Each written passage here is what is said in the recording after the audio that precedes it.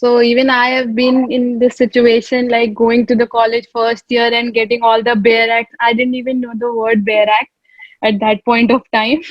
So then even knowing the word bare act, and then my first subject was constitution. So I had this first class of first constitution first class, and my professor came and she started telling us about fundamental rights and liberty and rule of law and supremacy of law.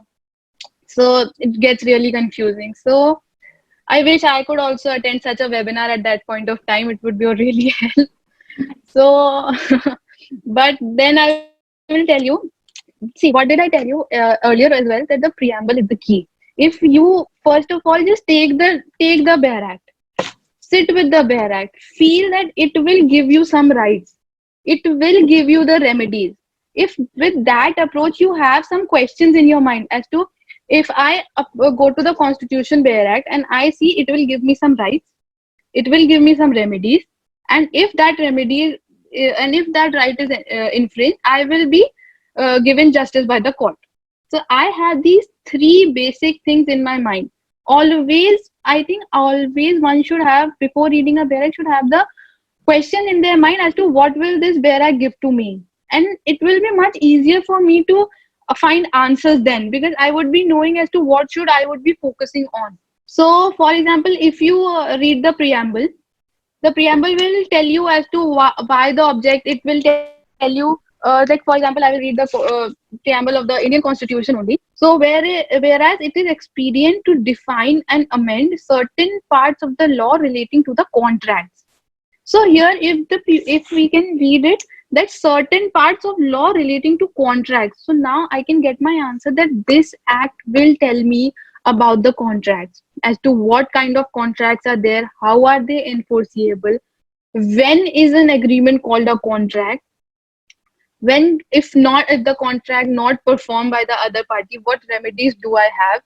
So it will tell me, and even the person can, first of all, if they don't know, they can always Google the word contract as to what is a contract, and if they move forward, the act itself will tell you that two parties make promise to each other and upon the consideration they form a contract, and which is enforceable by the law. So the preamble should be read very clearly it will tell you the object as to what the law will give, because if we talk in the legal language, the preamble gives you the summary as to what the law deals with. So first go with the preamble, read the preamble, know as to what the law will give you. Then I think the person should be focusing on the interpretation clause of the bare act. It is mainly section 2 or section 3, as in the TPA it is the interpretation clause given in section 3, but usually it is section 2 in the other acts, as in contract as well. So by reading those words and understanding as to what, because the legislature has given those definition clauses, so that while in the other provision those words are used, the words consist of a specific meaning. That is why they have been used.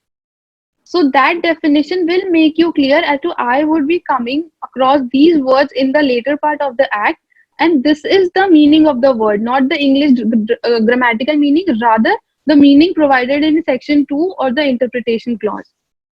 So after preamble, the next focus should be on the definition clause.